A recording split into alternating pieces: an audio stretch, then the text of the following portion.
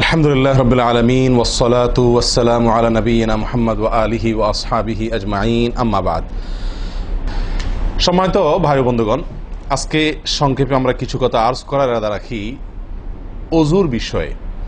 অজুতে আমাদের যে সমস্ত ভুল ত্রুটিগুলো সচরাচর হয়ে থাকে সে বিষয়ে সামান্য কিছু কথা আর্জ করার ইরাদা রাখি। ওয়া মা তাওফীক ইল্লা বিল্লাহ।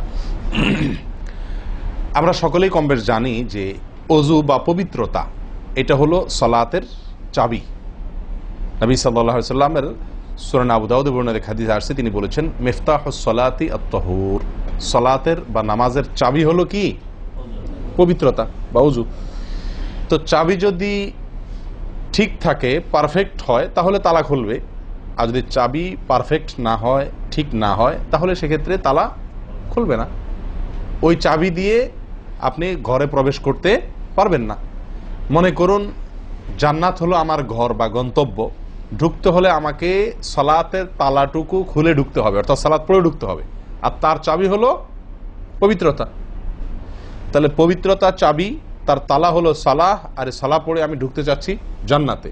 তাহলে আমার শেষ গন্তব্যে, অর্থাৎ আমি যে জায়গাটা যেতে চাচ্ছি সেই জায়গায় জান্নাতে যেতে হলে আমার সালাত ঠিক হতে হবে, আর সালাত ঠিক হতে হলে তার চাবি ঠিক থাকতে হবে। তালা ঠিক থাকতে হলে, তালা খুলতে হলে চাবি ঠিক থাকতে হবে। সেটা হলো কি? সালাত, তাহারাত বা পবিত্রতা। তো পবিত্রতার সবচাইতে কমন পবিত্রতা হলো অজু।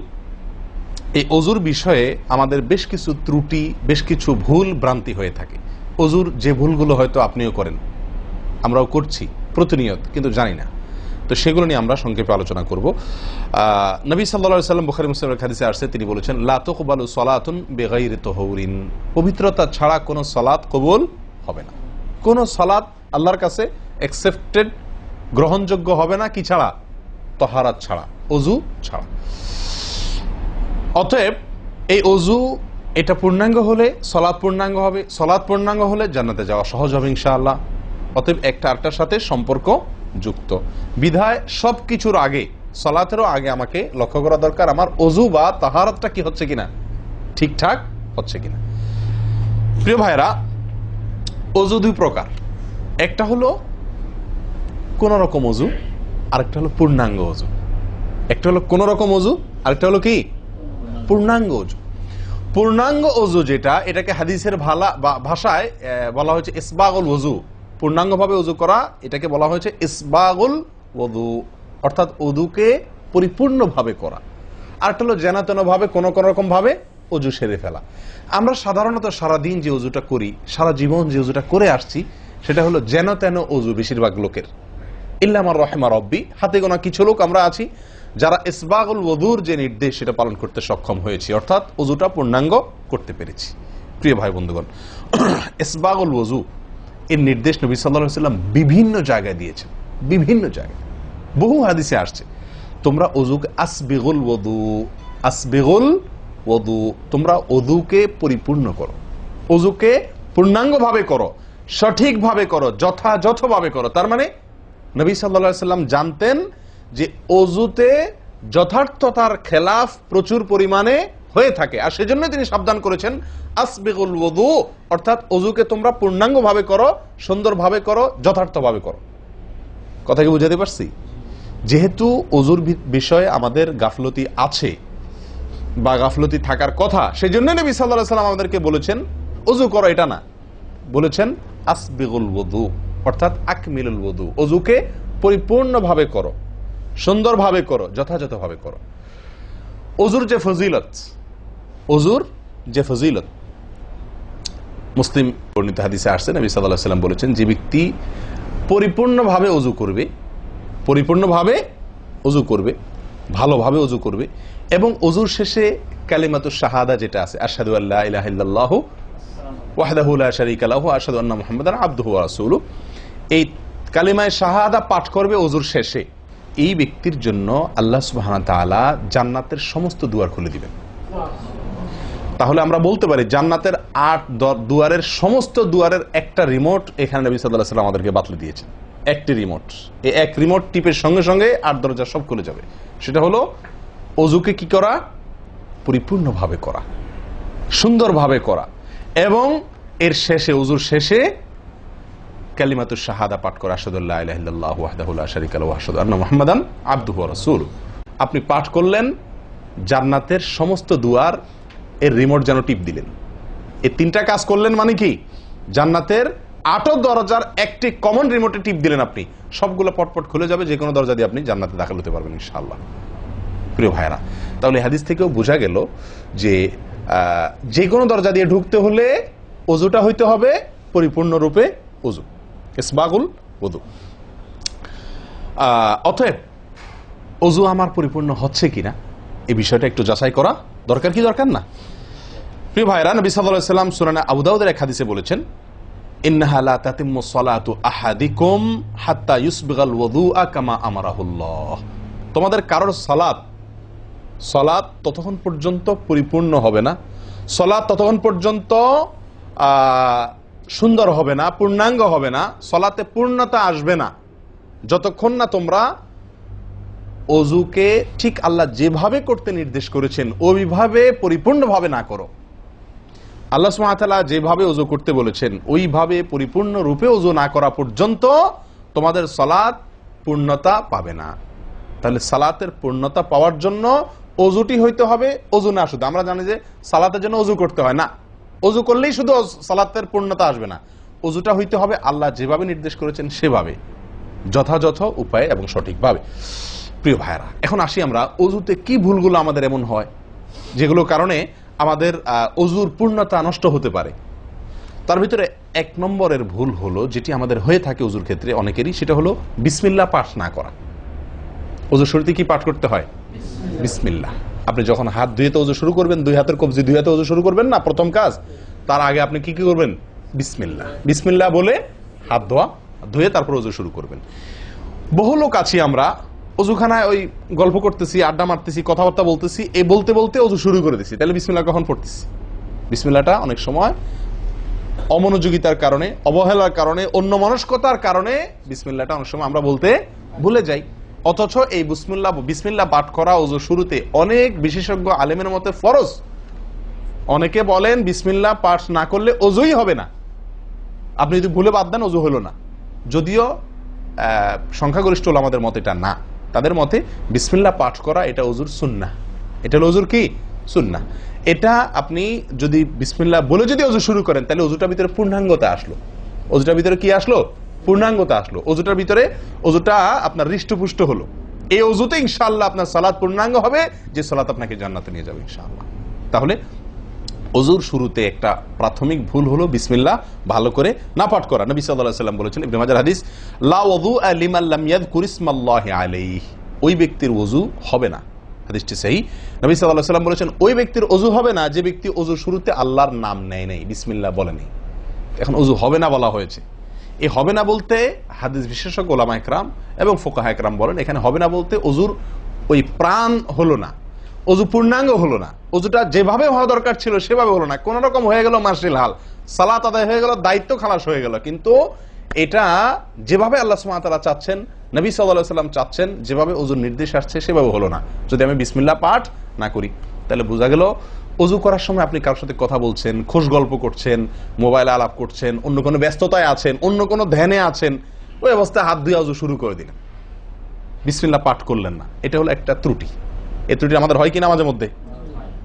অনেকে তো আছেন নিয়মিতই করেন না, অনেকে আছেন করেন কিন্তু ওই যে অন্য মানুষকে হয়ে গেলে হাত ধুয়ে শুরু করে দিয়েছেন আর বিসমিল্লাহ আর বলেন নাই। তাহলে আপনি যে কোনো কাজের শুরুতে বিসমিল্লাহ বললেন কি না বললেন সেটা এত বেশি গুরুত্বপূর্ণ না, যত বেশি গুরুত্বপূর্ণ ওযুর শুরুতে বিসমিল্লাহ পাঠ করা, কারণ এটার জন্য পৃথক নির্দেশ এসেছে। এমনি তো একটা কমন নির্দেশ আছে, নবী সাল্লাল্লাহু আলাইহি ওয়াসাল্লাম বলেছেন, কুল্লু আমরিন জিবারিন লাম ইউবদা বিবিসমিল্লাহ ফাহুয়া আবতার ওয়া ফি রিওয়ায়াতিন ফাহুয়া আকতা। যে কোনো গুরুত্বপূর্ণ কাজ আল্লাহর নাম দিয়ে শুরু না করলে সেটা অপূর্ণাঙ্গ থাকে, কাজটা অর্ধেক থাকে, অর্ধেকা থাকে, অপূর্ণাঙ্গ থাকে, পূর্ণাঙ্গতা আসে না যে কোনো ভালো কাজ। কিন্তু ওযুর বিষয়ে নবী সাল্লাল্লাহু আলাইহি ওয়াসাল্লামের আলাদা নির্দেশ আছে, ওযু হয় না এমন কথা তিনি বলেছেন। তাহলে বোঝা গেল ওযুর শুরুতে বিসমিল্লাহ পাঠের উপরে আমাদের সাবধান হতে হবে। এখন একটা সমস্যা হলো, আমরা আজকাল বেশিরভাগ লোক ওযু করি হলো টয়লেটের মধ্যে, আর টয়লেটের মধ্যে আল্লাহর নাম নেওয়া নিষেধ, ঠিক না ঠিক? টয়লেটের মধ্যে আল্লাহর নাম নেওয়া নিষেধ, জায়েজ নাই। তাহলে আমাদের ওযু যদি টয়লেটে আপনার বাথরুমের ভেতরে যে কি করি ওযু করি, তাহলে আমি বিসমিল্লাহ বলতে পারবো না কারণ আল্লাহর নাম নেওয়া বাথরুমে নিষেধ, টয়লেটে নিষেধ, আবার বিসমিল্লাহ না বললে আমার ওযুটাও পূর্ণাঙ্গ হচ্ছে না, তাহলে আমি করবোটা কি? বলেন সমাধানের পথ কি? কি করব? কি নিষেধাজ্ঞা অমান্য করে বিসমিল্লাহ বলবো, নাকি আপনার বিসমিল্লাহ ছেড়ে দেব? তাতে তো ওযু আবার পূর্ণাঙ্গ হবে না, দুইটাই সমস্যা না? এই জন্য উত্তম এবং সবচেয়ে ভালো হলো ওযুটা বাহির করার চেষ্টা করবেন। বেশিরভাগ জায়গাতে, সব জায়গাতে কম বেশ, বাথরুম টয়লেটের ভেতরে যদি বেসিন থাকে তো বাইরেও টেপ বা বেসিনের ব্যবস্থা থাকে না? থাকে না? বিশেষ করে বাসা বাড়িতে অথবা অফিস আদালতে দেখা যায় যে ওই টয়লেটে অনেক সময় আমরা কি করে ফেলি, ওযু করে ফেলি। এটা উচিত না, এটা একটা ভুল আমাদের। ওযু আমরা করব বাহিরে। কেন? কারণ টয়লেটে ওযু করতে গেলে আল্লাহর নাম নিতে হচ্ছে, আর আল্লাহর নাম নেওয়া নিষেধ। আমি সেখানে আল্লাহর নাম নিতেও পারছি না, আর নাও নিতে পারছি না। যদি নেই তাহলে আল্লাহর নাম নিয়ে গুনাহ করছি টয়লেটে, আর যদি না নেই তাহলে আমার ওযুটা অপূর্ণাঙ্গ থেকে যাচ্ছে। ঠিক না ঠিক? এই জন্য আমরা উত্তম হলো ওযু করব কোথায়? বাইরে এসে যে কোনো টেপে। কথা কি বুঝাতে পারছি? বাইরে এসে একান্ত যদি কখনো আপনি বাধ্য হয়ে যান, বাইরে ভিড় নাই, ব্যবস্থা, সেটা ভিন্ন কথা। আর বাসা বাড়িতে যদি এরকম কোনো বাসা বাড়িতে যে বাইরে কোনো সিস্টেম নাই, আপনার নিজের বাসা না, আপনি ঠিক করতে পারতেছেন না, তো কমপক্ষে বেসিন এবং আপনার টয়লেটের কমোডের মাঝখানে কি দিব? একটা পর্দা বা ওয়াল কোনো কিছু দিয়ে নিব ইনশাআল্লাহ। কথা বুঝতে পারছি ভাই? আল্লাহ তাআলা আমাদের সকলকে এই বিষয়টি লক্ষ্য করার তৌফিক দান করেন। তাহলে ভাই আমরা বিসমিল্লাহ পাঠ করব ওযু শুরুতে, লক্ষ্য করব ইনশাআল্লাহ যাতে করে ওযু শুরুতে বিসমিল্লাহ পাঠে ভুল না হয়। মনে থাকবে তো ইনশাআল্লাহ? আল্লাহ আমাদের তৌফিক দান করেন। দ্বিতীয় যে ভুলটি হয় ভাই, 100-99 জনের বলবো, তার চেয়ে বেশি হতে পারে, হাজারের ভিতরে 10 জন মানুষের হয় কিনা আমার সন্দেহ আছে এই কাজটা সঠিকভাবে করতে পারি না। সেটা হলো ওযুর সময় মিসওয়াক করা। ওযুর সময় কি করা ভাই? মিসওয়াক করা। এটি এত গুরুত্বপূর্ণ সুন্নাত যে নবী সাল্লাল্লাহু আলাইহি ওয়াসাল্লাম বলেছেন, বুখারীর হাদিস, লাউলা আন আশুক্কা আলা উম্মতি লা আমারতুহুম বিসওয়াকি ইনদা কুল্লি ওযু। বুখারীর হাদিস। নবী সাল্লাল্লাহু আলাইহি ওয়াসাল্লাম বলেন, আমার উম্মতের জন্য যদি কঠিন না হতো, তাদের জন্য কষ্টের কারণ না হতো, তাহলে আমি তাদেরকে বাধ্যতামূলক করে দিতাম, ফরজ করে দিতাম কি? প্রত্যেক ওযুর সময় মিসওয়াক করা। প্রত্যেক ওযুর সময় মিসওয়াক করা, এটা বাধ্যতা করে দিতাম যদি তাদের কষ্টের কারণ বাধ্যতামূলক করে দিলে তখন এটা তাদের জন্য প্রতি ওয়াক্তে মিসওয়াক করাটা তাদের জন্য বাধ্যতামূলক হয়ে গেলে এটা ছাড়া ওযু হতো না, তখন তারা বিপদে পড়ে যেত, বেশি কষ্ট হয়ে যেত। ওযুতে যদি এখন মনে করেন 10টা 15টা 20টা ফরজ নবী সাল্লাল্লাহু আলাইহি ওয়াসাল্লাম ঠিক করে দিন, তাহলে 20টা 15টা 20টা 25টা ফরজ আদায় করে ওযু করা একটু কষ্ট হয়ে যেত না? 5 বার দৈনিক একটু আমাদের জন্য ঝামেলা হয়ে যেত কিনা? নবী সাল্লাল্লাহু আলাইহি ওয়াসাল্লাম সেদিকে লক্ষ্য করে আমাদেরকে কি করলেন না?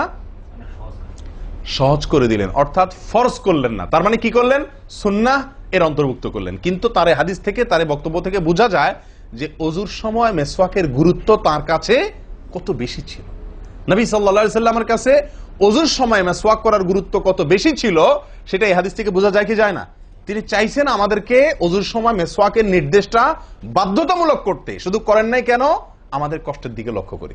এই হাদিস থেকে নবী সাল্লাল্লাহু আলাইহি ওয়াসাল্লাম যে চাচ্ছেন মনে প্রাণে আমরা যেন ওযুর সময় মিসওয়াক করি, এটা বোঝা যায় কি যায় না?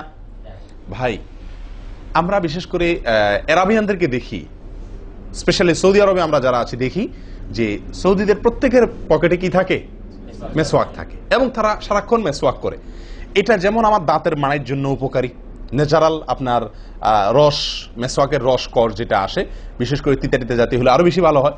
এটা আমাদের দাঁতের জন্য যেমন উপকার হয়, তেমনি ভাবে দাঁতকে পরিষ্কার রাখে, দবদবা রাখে, দুর্গন্ধ দূর করে, অনেক দুনিয়াবী উপকারিতা আছে।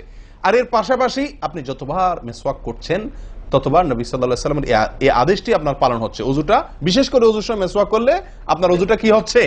যেই ওযুতে তালা খুলবে সুন্দরভাবে এবং আপনি জান্নাত পর্যন্ত যেতে পারবেন, সে ওযু হবে যদি আপনি তাতে কি করতে পারেন? ওযুর মধ্যে সময় মিসওয়াক করতে পারেন। ভাই কার কার পকেটে মিসওয়াক আছে? আছে সাথে কারো? তো আপনারা আসার সময় আসছেন যে ওযু করেন নাই? কি বলেন? মিসওয়াক আছে কার কার? আলহামদুলিল্লাহ, একজন পাওয়া গেল। আর ভাই ওযুর সময় মিসওয়াক এটি আমরা ছেড়ে দিয়েছি। এই আমলটা আমাদের মধ্যে নাই বললেই চলে। কি বলেন? এই আমলটাকে পুনর্জীবন দেওয়া যায় কি না? যায় না? অন্য কারোর জন্য না, আমার নিজের জন্য। আমি মিসওয়াক করব, তার উপকারিতা আমি নিজে পাবো, দুনিয়াতে পাবো, মানি ভালো থাকবে, মুখে দুর্গন্ধ দূর হবে, মুখ পরিচ্ছন্ন হবে, আখেরাতে পাবো নবী সাল্লাল্লাহু আলাইহি ওয়াসাল্লামের সুন্নাহ পালনের মাধ্যমে। ওযু সুন্দর হবে, ওযু সুন্দর হলে সালাত ঠিক হবে, সালাত ঠিক হলে জান্নাতে যেতে পারবো। তাহলে একটা একটার সাথে সম্পর্কযুক্ত। মেসওয়াক করবো তো ইনশাআল্লাহ? একদম উঠে গেছে মেসওয়াক। ওযুর সময় মেসওয়াক করতে আমাদের দেশি ভাইদেরকে দেখাই যায় না একেবারে বললে চলে। প্রিয় ভাইরা, আপনারা কি জানেন নবী সাল্লাল্লাহু আলাইহি ওয়াসাল্লামের জীবনের শেষ আমল কি ছিল? মেসওয়াক ছিল। নবী করিম সাল্লাল্লাহু আলাইহি ওয়াসাল্লামের জীবনের শেষ আমল, যে আমলের পরে আর কোনো আমলের সুযোগ পান নাই, এই আমলের পরে তিনি দুনিয়া থেকে বিদায় নিয়ে গেছেন। তার জীবনের লাস্ট আমল কি ছিল? মেসওয়াক। তিনি আয়েশা রাদিয়াল্লাহু তাআলা আনহার কোলে মাথায় রেখে শুয়েছিলেন মৃত্যুর ঠিক আগ মুহূর্তে। শরীরে আর শক্তি ছিল না মেসওয়াক চিবানোর মতো। নতুন মেসওয়াক চিবায়া ওটাকে নরম করবেন এই শক্তিটা ছিল না। আল্লাহ রাসূল সাল্লাল্লাহু আলাইহি ওয়াসাল্লাম আয়েশা রাদিয়াল্লাহু তাআলা আনহাকে দিলেন, আয়েশা মেসওয়াকটা আমাকে একটু চাবায়া দাও। তিনি চাবায়া নরম করে দিলেন। এরপর নবী সাল্লাল্লাহু আলাইহি ওয়াসাল্লাম মেসওয়াকটা করলেন। বাস, এই মেসওয়াকের পরে তার মৃত্যু এবং এই মেসওয়াকের মাঝখানে আর কোনো আমল করার সুযোগ ছিল না। ভাই, কত গুরুত্বপূর্ণ আমল বোঝা উচিত। ওযুর সময় মেসওয়াকটা উঠে গেছে, আমরা কি করবো ইনশাআল্লাহ? সবসময় মেসওয়াক পকেটে রাখবো তো ইনশাআল্লাহ? ওযুর সময় মেসওয়াক কখন করবেন, এটা নিয়ে ওলামাদের দুটি মত পাওয়া যায়। বেশিরভাগ ওলামাদের মত এবং বিশুদ্ধ মত হলো কুলি করার সময় আমরা মেসওয়াক করব। কুলি করার সময় আপনি বিসমিল্লাহ বলে হাত ধুলেন, এরপরে কুলি করলেন। মেসওয়াক করতে হবে এভাবে, সোজাসুজি, উপরে নিচে না, পাশাপাশি, ঠিক আছে? মেসওয়াক দিয়ে এভাবে আপনি খুব বেশি সময় করা দরকার না, একটা ঘষা দেন উপরের মাড়িতে, আরেকটা ঘষা দেন নিচের দাঁতে, দিয়ে এবার একবার কুলি করে ফেলান, ঠিক আছে? আবার মেসওয়াক দিয়ে একটা ঘষা দেন, আবার একটা ঘষা দেন, আবার কুলি করে ফেলেন। এভাবে 3 বার মেসওয়াক করেন, 3 বার কুলি করেন, বাস সুন্নাত আদায় হয়ে গেল। কথা কি বুঝাতে পারছি? আল্লাহ তাআলা আমাদের সকলকে তৌফিক দান করেন। প্রিয় ভাইরা, তাহলে ওযুর মধ্যে আমাদের যে খুঁতগুলো আছে আমি সেগুলো ধরা দেওয়ার চেষ্টা করছি। একটা বড় খুঁত, যে খুঁত থেকে আমরা বেশিরভাগ লোকই মুক্ত নই, সেটি হলো মেসওয়াক বিহীন ওযু। লক্ষ্য করবো তো ইনশাআল্লাহ? আল্লাহ আমাদেরকে আমলের তৌফিক দান করেন। একান্ত না থাকলে আঙ্গুল দিয়ে করলেন, কিন্তু আপনি নিয়মিত আঙ্গুল দিয়ে করলেন সেটা না, মেসওয়াকই করা উচিত। ভাই, 3 নম্বর যে ভুলটা আমাদের হয়ে থাকে সেটা হলো কুলির মধ্যে। দেখেন প্রত্যেকটা কাজেই কিন্তু আমি একটা একটা করে আপনার দেখাচ্ছি ওযুর, প্রত্যেকটা কাজে আমাদের ত্রুটিগুলো হয় কিভাবে দেখেন। কুলির সময় ভুল হয়। কি ভুল হয়? কুলিটা যেভাবে করার কথা সেভাবে আমরা করি না। হাদিসে কুলির বিষয়ে নির্দেশ এসছে, সেটাকে বলা হয়েছে মদমাদা। মদমাদা আরবি শব্দ, এটার বাংলা অর্থ হয় কুলি করা বা কুলকুচি করা বা কুলকুচা করা। এই কুলি বা কুলকুচা এটা হলো মুখের ভিতরে আপনি হাতের কোষে করে পানি নিয়ে মুখে নাড়বেন, এরপরে ফেলবেন, আবার হাতে নিবেন, কিছু সময় নাড়বেন, 1 সেকেন্ড হোক 2 সেকেন্ড হোক, এরপরে ফেলবেন।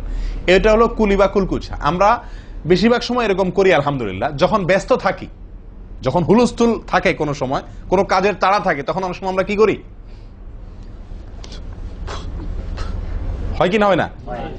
মুখে নিলাম আর ঢাললাম, মুখে নিলাম আর ঢাললাম। আমি জানি না আপনাদের হয় কিনা এরকম। আমি দেখছি এরকম অনেক সময় হয়। আপনারা একমত কিনা? নিলাম মানে ব্যস্ততার কারণে হয়তো জামাত শেষ হয়ে যাচ্ছে বা অন্য কোনো কারণ আছে, অথবা দেরিতে আসছি, তো তখন মুখের ভিতর নেওয়া আর ফেলাও, নেওয়াও আর ফেলাও, এতে কুলি হবে না। হাদিসে যে কুলির নির্দেশ আসছে সেই কুলি হবে না। এটা মুখে পানি দিলেন আর বাইর করলেন, এটাতে কুলি হইতে হলে আপনাকে মুখে পানি দিবেন, নাড়বেন। ভাই, কুলিটা কেন করতে বলা হয়েছে? মুখের ভেতরটা কি করার জন্য? পরিষ্কার করার জন্য। আপনি যদি মুখে পানি নেন আর বাইর করেন, তাহলে কি মুখ পরিষ্কার হবে? আপনাকে তো মিনিমাম 1-2 সেকেন্ড হলেও নাড়তে হবে জিনিসটা, পানিটা, তাহলে আপনার মুখটা কি হবে? পরিষ্কার বা পরিচ্ছন্ন হবে। আল্লাহ তাআলা আমাদেরকে আমলের তৌফিক দান করেন। ভাই, তাহলে কুলির ত্রুটিটা বুঝতে পারছেন তো? তাড়াহুড়া করে অনেক সময় মুখে পানি নিয়ে ফেলে দিই আমরা, এটা করা যাবে না। নাম্বার 4, নাকে পানি দেওয়া। দেখেন একটা একটা করে দেখেন, প্রত্যেকটাতে ত্রুটি আছে। আল্লাহুল মুস্তাআন। নাকে পানি দেওয়া, নাকে পানি দেওয়ার যে নির্দেশ আসছে হাদিসে, এটাকে বলা হয় ইস্তেনশাক। ইস্তেনশাক, ইস্তেনশাক আরবি ব্যাকরণ অনুযায়ী এটা বাবে ইস্তিফআলের মাসদার বা ক্রিয়ামূল, যেটার মধ্যে এক্সট্রা ভাবে টানা, আকর্ষণ করার অর্থ যার মর্মের ভিতরে আছে। তো ইস্তেনশাক শব্দের মূল অর্থ হলো পানি টানা, নাকে পানি টানা। আমরা নাকে পানি টানি না, দেইও না। ধান খেতে পানি দেওয়া হয়, আর লাল শাকের খেতে পানি ছিটানো হয়, ঠিক না? ঠিক। লাল শাক বা মূলার শাকের খেতে পানি ছিটানো হয়, আর ধান খাত বেশিরভাগ ইরি ধান ইত্যাদি এই সমস্ত ধান খেতে পানি দেওয়া হয়। তাহলে দেওয়া আর ছিটানো বেশ কম আছে কি নাই? একটা হলো দেওয়া, একটা হলো ছিটানো, আর একটা হলো টানা।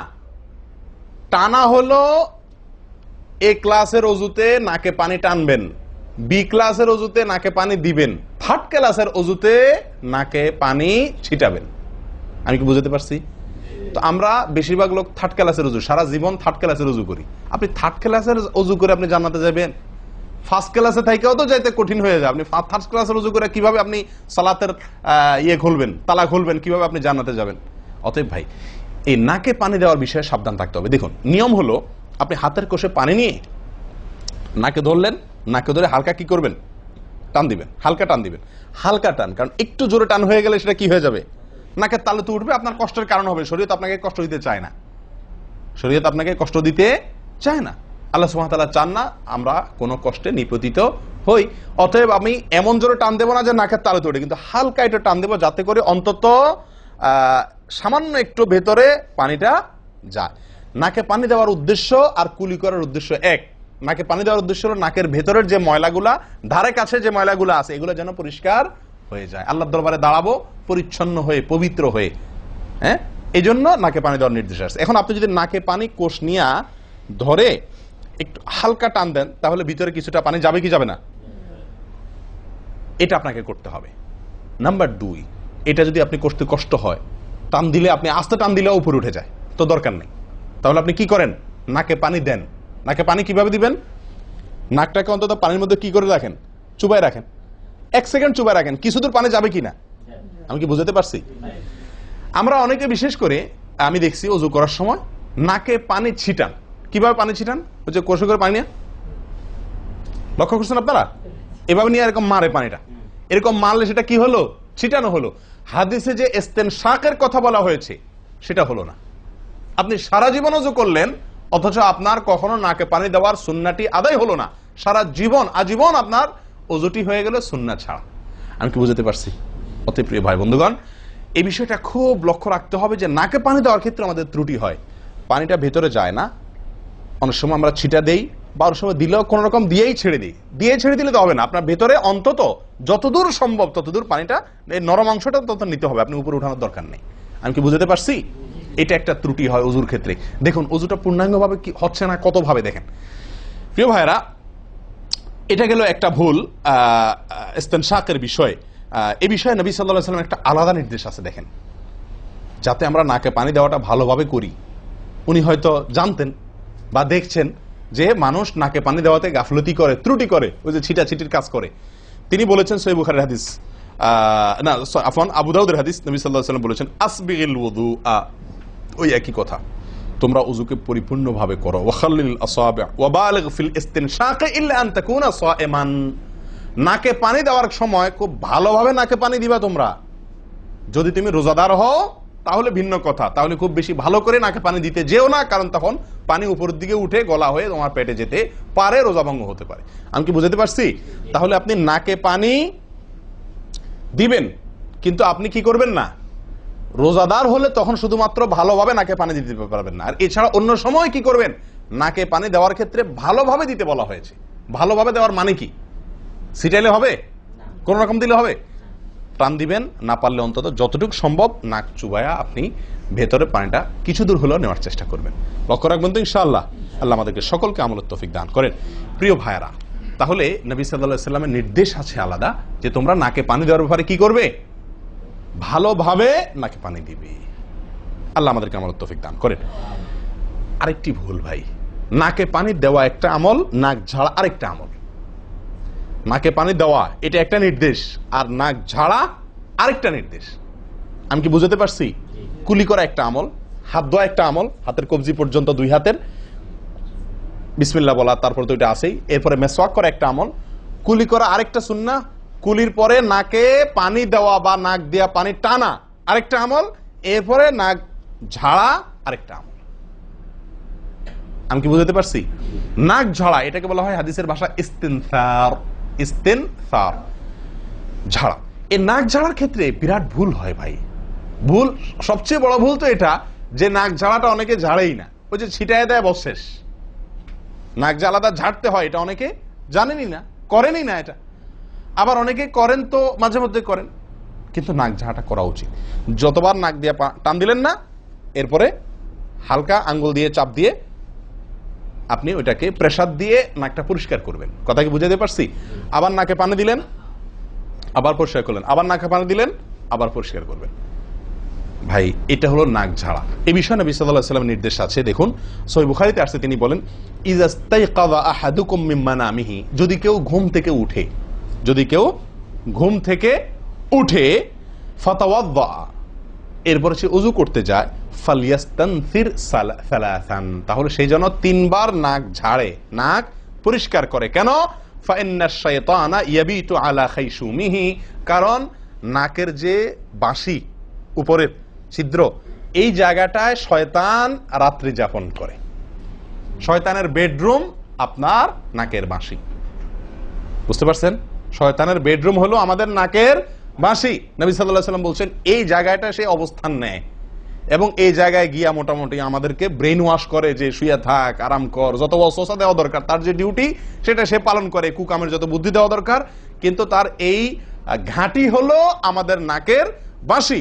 ওযুর সময় যদি আমরা এটাকে সুন্নাহ পালন করতে গিয়ে এটাকে ঝাড়ি, তাহলে শয়তান দূর হয়ে যায়।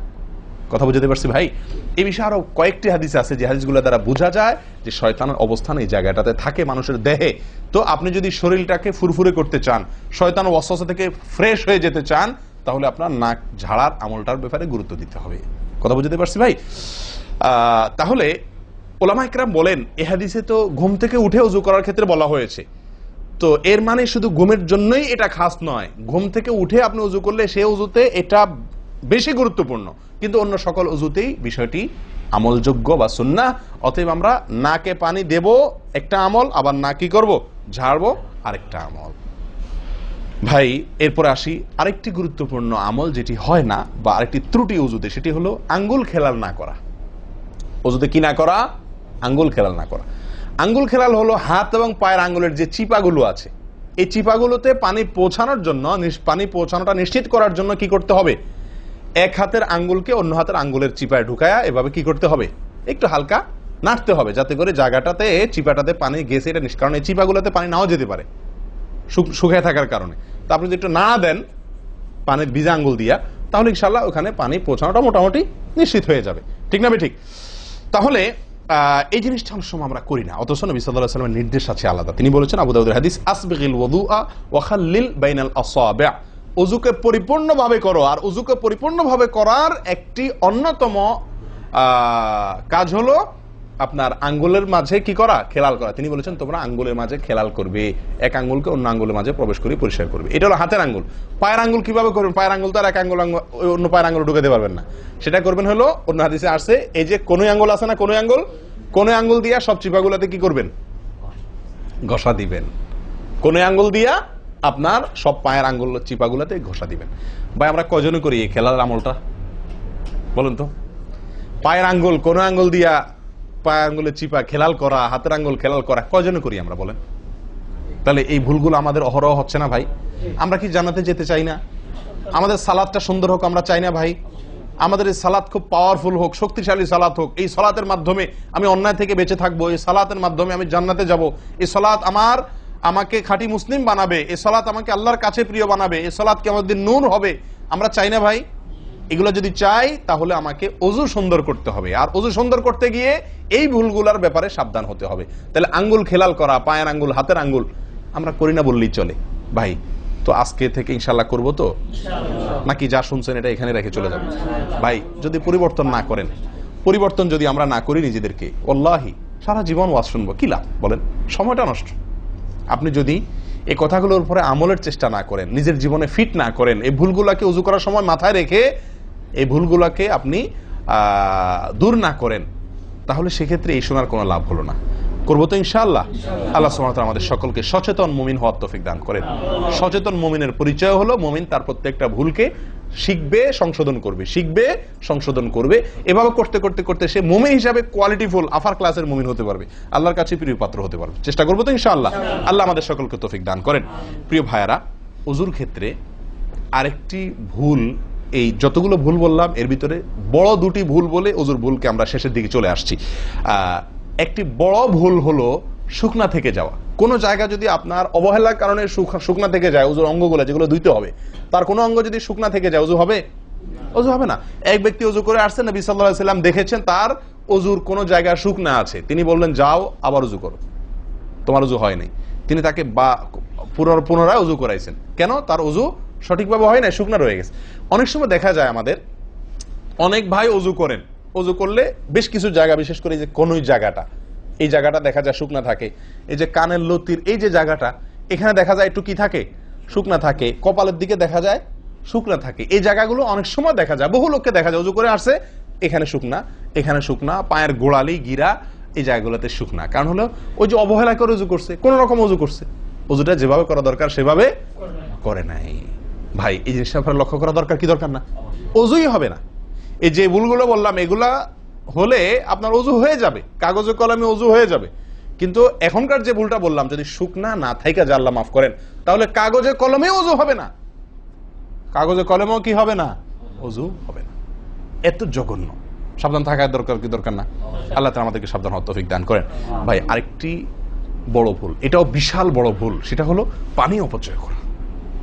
পানি অপচয় করা, আল্লাহ মাফ করেন, এটা থেকে মুক্ত আমরা কেউই না বোধ হয় এই যুগে। পানি অপচয় ওজুর সময়। ভাই আমাদের ওজুতে কত পানি লাগে? আপনি যদি, আমরা তো বেশিরভাগ লোক এখন ট্যাপে ওজু করি না, আপনি যে ট্যাপটা ব্যবহার করেন ওই ট্যাপের নিচে যদি একটা কি রাখেন, বালতি রেখে দেন, আপনি ওজু করার শেষে লক্ষ্য করে দেখেন একটা খালি বালতি যদি রাখেন, কি পরিমাণ পানি পড়বে আনুমানিক? প্রায় এক বালতির মতো হয়ে যাবে না? সুবহানাল্লাহ, 50-100 জন লোকের ওজুর পানি এটা। নবী সাল্লাল্লাহু আলাইহি সাল্লামের ওজুর পানির পরিমাণটুকু হাদিসে আসছে ভাই। এক গ্লাস পরিমাণ পানি দিয়ে তার কি হয়ে যেত? ওজু হয়ে যেত। এক গ্লাস পানির প্রয়োজন হতো না নবী সাল্লাল্লাহু আলাইহি সাল্লামের ওজুতে, গোটা ওজুতে। আর সেখানে এক গ্লাস তো আমাদের শুধু কিসেই লাগে? হাত ধুতেও এক গ্লাস হয় কিনা সন্দেহ, এক হাতেও হয় কিনা এক গ্লাস ধুতে সন্দেহ। ভাই হাসির বিষয় না, এটা খুব জঘন্য অপরাধ, জঘন্য অপরাধ। আল্লাহ সুবহানাহু ওয়া তাআলা কোরআনে কারীমের ভিতরে কি বলেছেন? ইন্নাল মুবাযযিরিনা কানু ইখওয়ানাশ শায়াতিন, শয়তানের ভাই। হারাম পানি অপচয় করা, পানি অপচয় করা। সাহাবায়ে কেরাম জিজ্ঞেস করছেন, ইয়া রাসূলুল্লাহ, আমরা তো কেউ বলবো ভাই এই যে নির্দেশ নিষেধ এগুলো তো সাহাবীদের যুগে পানির টানাটানি ছিল, মরুভূমি এলাকার লোক ছিল, তখনকার বোধহয় সমস্যা। ভাই এখন তো আমাদের যুগে আলহামদুলিল্লাহ কি আছে? প্রচুর পরিমাণে পানি আছে, পানির তো অভাব নেই আল্লাহর ফজলে। আমরা কেউ হয়তো মনে করি যে অনেক পানি আছে, এখন বোধহয় আর এই এত টানাটানি করে ওযু করার প্রয়োজন নাই। আমি বলবো না ভাই, এটা ভুল। সাহাবায়ে কেরাম জিজ্ঞেস করছেন নবী সাল্লাল্লাহু আলাইহি ওয়াসাল্লামকে, ইয়া রাসূলুল্লাহ, যদি আমরা সমুদ্রে থাকি, নৌকায় যাচ্ছি, জাহাজে যাচ্ছি, সমুদ্রে পানির কোনো অভাব নাই, সেখানে পানি ব্যবহারের ক্ষেত্রেও কি আমাকে হিসাব করে করতে হবে? অতিরিক্ত করলে হিসাব দিতে হবে? নবী সাল্লাল্লাহু আলাইহি ওয়াসাল্লাম হাবাচক উত্তর দিয়েছেন। ও ভাই, তাহলে বোঝা গেল যে পানি ট্যাঙ্কিতে আছে, আপনার লাইনে পানি আছে, এই জন্য আমি পানি অপচয় করার অনুমতি আমাকে শরীয়ত দেয় নাই। অতিরিক্ত পানি ব্যবহার করলে আমাকে হিসাব দিতে হবে। সবচেয়ে উত্তম, সবচেয়ে ভালো হয় ভাই, আপনি যদি সম্ভব হয় বদনা বা কোনো জগ ইত্যাদিতে, মগ ইত্যাদিতে আপনি ওযু করেন, সবচেয়ে ভালো। টেপের মধ্যেই বেসিনে একটা মগ রেখে দিলেন, ওইটা দিয়া ঢেলে ঢেলে আপনি ওযু করেন, তাহলে পানি অপচয় হওয়ার সম্ভাবনা সবচাইতে কম। ট্যাপ ছেড়ে দিয়ে যে আমরা ওযু করি, আমরা যেভাবে ওযু করার কথা বলছি, এই যে মেসওয়াক করতে হবে, এরপরে কুলি করতে হবে, নাকে পানি দিতে হবে, আবার নাক ঝাড়তে হবে, এই কাজগুলো করতে একটা গ্যাপ হয় না? গ্যাপ, এই গ্যাপের সময় যদি আপনি টেপে ওযু করতেই হয়, তাহলে গ্যাপের সময় টেপ বন্ধ করতে হবে। আমি কি বুঝতে পারছি? গ্যাপের সময় টেপ বন্ধ করে এরপর আপনি মেসওয়াক করেন, টেপ বন্ধ করে এরপর আপনি নাক ঝাড়েন। আপনি টেপের পানি পড়তেছে, এদিকে আপনি অন্য কাজ করতেছেন, তাহলে এটা অপচয়ের গুনাহ হয়ে যায়। ভাই আমি ওযু করছি ইবাদত করার জন্য, ওযু করছি আল্লাহ সুবহানাহু ওয়া তাআলাকে সন্তুষ্ট করার জন্য, আবার কাজ যেটা করতেছি ওযুর মধ্যে পানি অপচয় করে, সেটা হলো শয়তানের ভাইয়ের কাজ, শয়তানের কাজ। তাহলে শয়তানের কাজ করে আল্লাহকে খুশি করা যাবে ভাই? এই ওযুতে আল্লাহকে খুশি করা যাবে? এই ওযুতে আল্লাহ সন্তুষ্ট হবেন? ওযু করলে নবী সাল্লাল্লাহু আলাইহি ওয়াসাল্লাম বলেছেন, দিনে 5 বার ওযু করলে, একটা মানুষ 5 বার গোসল করলে যেরকম তার শরীরে ময়লা থাকে না, একটা মানুষ দিনে 5 বার 5 ওয়াক্ত সালাতের জন্য ওযু করলে ওই লোকের অন্তরে বা ওই লোকের ভেতরে গুনাহ থাকে না, আল্লাহ তাকে গুনাহ থেকে পরিচ্ছন্ন করে দেন, পবিত্র করে দেন, ধুয়ে পরিষ্কার করে দেন 5 বার ওযু করার মাধ্যমে। ও ভাই, ওযু আমাকে পরিষ্কার করে দিবে, আমাকে পবিত্র করে দিবে, আমাকে পরিচ্ছন্ন করে দিবে, আমাকে সাফ করে দিবে। কখন? যদি ওযুটা আমি সুন্দরভাবে করি। আমার অজুতে যদি এত বড় ভুল হয় যে পানি অপচয় করে আমি হারামে লিপ্ত হই, গুনাহে লিপ্ত হই, তাহলে আমার সে অজু আমাকে পরিচ্ছন্ন করবে না, পবিত্র করবে না, সুন্দর করবে না, আল্লাহকে সন্তুষ্ট করা যাবে না। প্রিয় ভাইরা, আমি আবারও বলছি, এই ভুল থেকে আমরা কেউ মুক্ত নই। আল্লাহ মাফ করুক, ইল্লা মার রাহিমা রব্বি, হাতে গোনা দুই একজন ছাড়া আমরা কেউ মুক্ত নই ভাই। অজু করার সময় পানি অপচয়, আজকে টেপের যে কালচার, এই টেপ ছেড়ে আমাদের অজু করা, এটা জঘন্য একটি ভুল। যদি টেপটা আমি ছেড়ে রাখি, হ্যাঁ আপনি অজু করছেন, বন্ধ করে নিচ্ছেন, আবার দরকার হচ্ছে চালাচ্ছেন, এটা হলে ঠিক আছে। আপনি যদি এটা করতে যান পাবলিক অজুখানাতে, হয়তো পিছন থেকে কেউ আপনাকে তাড়া মারবে, আরে ভাই তাড়াতাড়ি করেন, দেরি করতেছেন, মারুক ভাই তাড়া, সে তাড়া মারুক, কিন্তু আপনার অজুটা কি করতে হবে? আপনাকে কোয়ালিটিফুল অজু করতে হবে। আল্লাহ তাআলা আমাদেরকে সে অজু করার তৌফিক দান করেন। অজুর ক্ষেত্রে আরেকটা ভুল হলো ভাই, চাপাচাপি করে অজু করা, অজু ধরে রাখা, চাপাচাপি করে অজু ধরে রাখা, এই ভুলটা প্রচুর পরিমাণ হয়, বিশেষ করে শীতের দিনে। গরমের দিনে আলহামদুলিল্লাহ ওয়াজ করার দরকার হয় না, মনে না মানে অজু দরকার না হলে অজু করি আমরা, ঠিক আছে না, বিশেষ করে এই মরুভূমি এলাকাতে, গরমের জায়গাতে। কিন্তু শীতের দিন আসলে সুবহানাল্লাহ, আসরের অজুতে চেষ্টা করি টেনে টুনে আসা পর্যন্ত নিয়ে যাওয়ার জন্য, ঠিক না ঠিক? একটা চেষ্টা থাকে যে আসরের অজুতে মাগরিব গেছে, যেহেতু পেশাবের বেগ আছে, বায়ুর বেগ আছে, বাথরুমের বেগ আছে, তো একটু চাইপা চুপা যদি ধরে রাখতে পারি, এসাটা হয়ে গেলে এসা বড় তারা উজু করা লাগলো না, খালাস, উজু করাতে বেঁচে গেলাম ঠান্ডার দিনে, ঠিক না ঠিক? এই অলসতাটা আমরা অনেকে করি কি করি না, এটা উচিত না। উজুর ক্ষেত্রে এটা একটা বড় ভুল। প্রথম কথা হলো, আপনি যদি পেশাবের বেগ থাকে, বায়ুর বেগ থাকে, আপনি সালাতে দাঁড়ালে সালাতে মনোযোগ সেভাবে হবে না। সালাতে যেরকম মনোযোগ দরকার, আল্লাহর সঙ্গে আপনার যেটা মানে বান্দার সঙ্গে গোলামের যে একটা বিনয় প্রকাশের ব্যাপার আছে, সেটা হবে না যদি আপনার কি থাকে, অজুর মধ্যে ওই প্রেসার থাকে, পেশাব বা পায়খানার বেগ থাকে। ভাই মানুষ যে কোনো কাজেই, ভালো কাজ মনোযোগ দিয়ে করতে হলে পেশাব পায়খানার বেগ থাকলে করা যায়? তাহলে আপনার সালাতের ভিতরে খুশু খুশু কিভাবে আসবে? আপনার সালাত, যে সালাত আপনাকে সফলতা এনে দিবে, যে সালাত আপনাকে জান্নাত পর্যন্ত নিয়ে যাবে, সেই সালাতের জন্য তো খুশু খুশু দরকার, আপনার মনোযোগ দরকার, আপনার স্থিরতা দরকার। স্থিরতা তো আসবে না যদি আপনার মন থাকে টয়লেটে।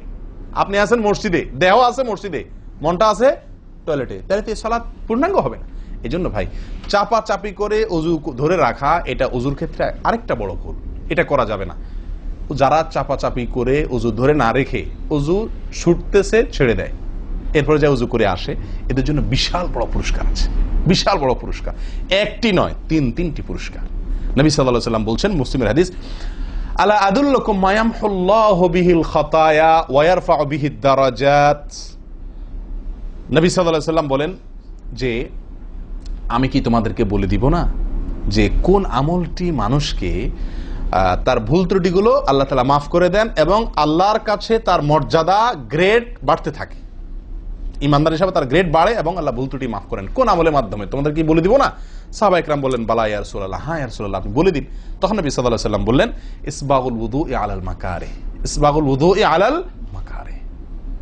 প্রথম আমল, অপছন্দ, কষ্ট, ঠান্ডা, শীত, অথবা পানির অভাব, কিনা বুঝু করতে হইতেছে, যে কোনো কষ্টকে উপেক্ষা করে, কষ্টকে সহ্য করে যে ব্যক্তি অজু করে, অজু আটকায় রাখে না, এই ব্যক্তি, তাকে আল্লাহ সুবহানাহু ওয়া তাআলা তার গুনাহ যেমন মাফ করবেন, তার মর্যাদাও আল্লাহ তাআলা বৃদ্ধি করে দিবেন। তাহলে বোঝা গেল, সাধারণ অজু এটার চাইতে আপনি যদি অজুকে কি করেন, আপনি যদি অজুকে, কষ্টকে উপেক্ষা করে অজু করেন, চাপাচাপি করে অজু ধরে না রাখেন, ছেড়ে দেন, আবার অজু করে আসেন, ফ্রেশ হয়ে আসেন, নামাজটা পড়েন, তাহলে ইনশাআল্লাহ আপনি দুটি পুরস্কার আল্লাহ তাআলার কাছ থেকে পাচ্ছেন। এক হলো গুনাহ মাফ, আর একটা হলো মর্যাদা বৃদ্ধি। আল্লাহ তাআলা আমাদের সকলকে অজুর ভুল ত্রুটিগুলোকে কভার করে এগুলো থেকে পরিচ্ছন্ন থেকে, এই ভুলগুলো থেকে মুক্ত থেকে আল্লাহ তাআলা আমাদের সকলকে অজু করার তৌফিক দান করেন। অজু ভঙ্গের কারণের ব্যাপারে কয়েকটা আমাদের ভুল ধারণা আছে। যেমন অনেকে মনে করেন যে সিগারেট খাইলে, বিড়ি খাইলে অজু যায়। অনেকে প্রশ্ন করেন, বিড়ি খাইলে, সিগারেট খাইলে অজু যায় কিনা? কি বলেন আপনারা, কি বলেন, অজু যায়? বিড়ি সিগারেট খাইলে? আপনাদের এখানে যায় অজু? না, আমাদের এখানে যায় না, আমাদের এখানে অজু যায় না ভাই। বিড়ি বা সিগারেট খাইলে অজু যাবে না। অজু যাওয়ার সাথে বিড়ি বা সিগারেটের সম্পর্ক না, ধূমপানের সাথে অজু যাওয়ার সম্পর্ক না। তাহলে আপনারা কেউ বলবেন, তাহলে হুজুর, তাহলে তো বিষয়টা, তাহলে বোঝা গেল ধূমপানটা তাহলে এত বড় কিছু না। আপনি যেরকম সোজা করে দিলেন যে ধূমপান করলে কি যাবে না, ওযু যাবে না। আমরা তো জানতাম এটা মারাত্মক কোনো বড় অপরাধ, এটা করলে ওযু যাবে, আপনি বলতেছেন ওযু যাবে না, তাহলে তো বোধহয় এটা ছোট অপরাধ। না ভাই, ওযু যাবে না তো আমল যাবে, ঈমান যাবে। ওযু গেলে তো কোনো ব্যাপার ছিল না, ওযু যাওয়া কোনো দোষের কিছু ভাই। একজনের ওযু আছে, তার বায়ু আসছে, ওযু গেল। একজনের ওযু আছে, পেশাব করলে ওযু চলে গেছে, তার কোনো দোষ করছে সে? আপনারা বুঝেন না আমার কথা? ওযু চলে গেলে সেটা কি দোষের কিছু? তাহলে এটা তো আমার বড় কিছু না, দোষের কিছু না। বিড়ি খাইলে, সিগারেট খাইলে ওযু যাবে না তো, ওযু যাওয়া তো দোষের কিছু না। এর চেয়ে বড়টা যাবে, তাকওয়া যাবে। কি যাবে? তাকওয়া ছুটে যাবে, মুত্তাকির খাতা থেকে নাম কাটা যাবে। বুঝেন না কথা? নেক আমলদারের খাতা থেকে নাম কেটে যাবে, গুনাহগার হবে, গুনাহে লিপ্ত হলো সে। ওযু ভাঙলে তো দোষের কিছু হতো না, ভুল তেমন কোনো ক্ষতির কিছু হতো না, কিন্তু তার চাইতে বড় ক্ষতি হবে। কিন্তু ওযু ভাঙবে না বলে তাহলে কি সিগারেট খায় ডাইরেক্ট মসজিদে চলে আসবো? না, সেটা জায়েজ নাই। সিগারেট যদি খান, এই বদ অভ্যাস যদি থাকে, হারামে লিপ্ত হওয়ার অভ্যাস থাকে, আল্লাহ হেফাজত করুক, সবাইকে ফিরে আসার তৌফিক দান করুক। কমের পক্ষে মুখকে ভালো করে ফ্রেশ করে পরিষ্কার করে ব্রাশ করে মেসওয়াক করে দুর্গন্ধ দূর করে তারপর মসজিদে আসবেন। কথা বুঝে আসছে? যাতে অন্য মানুষ কষ্ট না পায়। অনেকে মনে করেন হাঁটুর উপরে কাপড় উঠলে ওযু ভেঙে যায়, ঠিক না? ঠিক। আপনারা কি বলেন? আপনাদের দেশে ওযু ভাঙেনি? আপনাদের এখানে ভাঙে? আচ্ছা, ভাঙতে পারে। কোন কোন এলাকাতে হাঁটুর উপরে ওযু কাপড় উঠলে কি করে? ওযু ভাঙে। এটা অনেকে বলেন যে ভাই সতর যদি খুলে যায়, হাঁটুর উপরে কথা না, সতর খুলে গেল, কেউ ওযু করার পরে উলঙ্গ হয়ে গেল কাপড় পাল্টাতে গিয়া বা কোনো কারণ, এক কথায় ওযুর পরে যদি সতর খুলে যায় ওযু ভাঙবে না। কিন্তু আমাদের অনেক দেশে অনেক এলাকাতে ওযু ভাঙে না ভাই। এই যেখানে ভাঙে সেখানে আসলে ভাঙা উচিত না। ওযু আপনার সতর খুললে কি হয় না? ওযু ভঙ্গ হয় না। এর সাথে ওযু ভঙ্গ হওয়ার সম্পর্ক নেই। ওই যে বলছি, ধূমপানের মতো। সতর যদি অন্য মানুষের সামনে খোলেন আপনি, তাহলে ওযু ভাঙলে তো দোষের কিছু হতো না। এখানে তাকওয়া ভাঙবে, ওযু ভাঙবে না। আমি কি বুঝাতে পারছি? এর চেয়ে বড় অপরাধ হবে, কবিরা গুনাহ লিপ্ত হলেন আপনি, ফরজ তরক হয়ে গেল, আপনি বড় গুনাহ করলেন। ওযু ভাঙলে তো এমন দোষে কিছু হতো না, কিন্তু ওযু ভাঙবে না। অনেকে মনে করে টিভি দেখলে, সিনেমা দেখলে, নাটক দেখলে, গান ফান দেখলে ওযু ভাঙে না। এটার সাথেও কি নাই? ওযু ভাঙার সম্পর্ক নাই। ওযু ভাঙার সম্পর্ক নির্দিষ্ট কিছু কাজে, পেশাব করলেন, পায়খানা করলেন, বায়ু ছাড়লেন, ঘুমাইলেন, ওযু ভাঙে এগুলাতে। কিন্তু আপনি সিনেমা দেখলেন, খারাপ কিছু দেখলেন, এই দেখলেই আপনার কি হবে না? ওযু ভাঙবে না। হ্যাঁ, একটা কথা ঠিক যে আপনি এই যে কাজগুলোর কথা বললাম, আপনি সিগারেট খাইলেন, আপনি আল্লাহ মাফ করেন কোন হারামে লিপ্ত হলেন, আপনি সতর খুললেন মানুষের সামনে, আপনি সিনেমা দেখলেন, টিভিতে খারাপ হারাম কিছু দেখলেন, তাহলে কি করতে হবে? ওযু করা উত্তম। ওযু করা, এগুলা করার পরে বিনা ওযুতে নামাজ না পড়ে ওযু করে নামাজ পড়া উত্তম। কেন? কারণ ওযু করলে আল্লাহ সুবহানাহু ওয়া তাআলা কি করেন? গুনাহ খাতা মাফ করে দেন। তাহলে আপনি যে অপরাধ করলেন সেটা মাফ করে নামাজে আসলেন ফ্রেশ হইয়া, ওটা ভালো। কিন্তু ওযু ভেঙে যাবে এরকম না। মহিলারা বাচ্চাদেরকে দুধ দিলে অনেকে মনে করেন কি হয়? ওযু ভাঙে। আসলে কি না, বাচ্চাদেরকে দুধ খাওয়ালে কি হবে না? ওযু ভাঙবে না। কথা বুঝাতে পারছি? এরকম কিছু ভুল ধারণাও আছে। যাই হোক, ওযুতে যে ভুলগুলো হয়ে থাকে আমি আবার বলে দিচ্ছি এক নজরে। এক, আপনার বিসমিল্লাহ না বলা, শুরুতে বিসমিল্লাহ ভুলে যাওয়া বা না বলা, এটা ভুল। আরেকটা হলো মেসওয়াক না করা, কুলি করার সময় মেসওয়াক না করা, এটা কমন ভুল হয়ে গেছে। 3 নম্বর হলো কুলিটা সুন্দরভাবে না করা, পানিতে মুখে পানি কোষ করে নিয়ে এরপরে কিছু সময় মুখের ভিতরে করে নাড়াতে হবে। না নাড়ানো, এটা আরেকটা ভুল। নিয়ে ফেলে দিলাম তাড়াহুড়া করে, এটা আরেকটা ভুল। 4 নম্বর হলো আপনার নাকে পানি ছিটাই আমরা, এটা আরেকটা ভুল। ছিটানো যাবে না নাকে পানি টানতে হবে অথবা পানি দিতে হবে, কিন্তু পানি কি করা যাবে না? ছিটানো যাবে না, ছিটানোটা আরেকটা ভুল। 5 নম্বর হলো আপনার নাক ঝাড়া। নাকে পানি দেওয়ার পরে কি করতে হয়? নাক ঝাড়তে হয়। আবার দেখেন ডানে বামে লোকজন দেখে ঝাড়েন, বিশেষ করে উজুখানাতে যদি করেন উল্টাপাল্টা আপনার নাক ঝাড়া, মার খায়েন না। তখন আমার কথা বলেন না, আমার যে মৌলভী সবার ওয়াজ শুনে আমি মার খাইছি। দেখেন, নাক ঝাড়ার সময় দেখে শোনা, আশপাশে দেখে নিজের নিয়ন্ত্রণে রেখে নাক ঝাড়বেন, কিন্তু ঝাড়তে হবে। ঝাড়াটা একটা সুন্নাহ আমল, এটি বিলুপ্ত হওয়ার পথে। 6 নম্বর হলো ভাই আঙ্গুল খেলাল করা। কি করা? আঙ্গুল খেলাল করা। এটা উঠে গেছে। পায়ের আঙ্গুল খেলাল করতে হবে, কোন আঙ্গুল দিয়ে হাদিসে আসছে, আর হাতের আঙ্গুল এগুলা দিয়া, কারণ এগুলাতে জাহান্নামের আগুন প্রবেশ করবে যদি এগুলো শুকনা থাকে, সালাত হবে না। এরপর আসি 7 নম্বর ভুল হলো আপনার সালাতের মধ্যে, এই ওযুর মধ্যে কোন অঙ্গ শুকনা থেকে যায়, বিশেষ করে গিরা। নবী সাল্লাল্লাহু আলাইহি ওয়াসাল্লাম বলেছেন ওয়াইলুল লিল আকাব মিনান নার, তোমরা পায়ের গিরা গোড়ালি এগুলোকে জাহান্নামের আগুন থেকে বাঁচাবা, অর্থাৎ এগুলোতে ভালো করে পানি পৌঁছানোর জন্য। কারণ বিশেষ করে শুকনার দিনে, শুকনা যখন হয় শীতের দিনে, তখন এগুলো ফেটে যায়, পানি আপনি ঢাললেই যায় না, একটু হালকা ডললে টললে ভালো করে তারপরে পানিটা জায়গা মতো যায়। এই জন্য ওইগুলোর পরে গোড়ালির পরে বিশেষভাবে লক্ষ্য রাখা দরকার। আর কষ্ট উপেক্ষা করে উজু করার চেষ্টা করা দরকার। আর শেষ যেটা, সেটা হলো পানি অপচয়। কি করা ভাই? পানি অপচয় করা। প্রচুর পরিমাণ পানি আমরা অপচয় করি উজু করার সময়, যেটা আমাদের উজুর সৌন্দর্যকে নষ্ট করে, উজুর গুণগত মানকে নষ্ট করে দেয়। আসুন সুন্দরভাবে উজু করার স্বার্থে এই ভুলগুলো থেকে মুক্ত থাকার চেষ্টা করি। আল্লাহ তাআলা আমাদের সকলকে আমলের তৌফিক দান করেন। ওয়া আখিরু দাওয়ানা আনিল হামদুলিল্লাহি রাব্বিল আলামিন। আসসালামু আলাইকুম ওয়া রাহমাতুল্লাহি ওয়া বারাকাতুহু।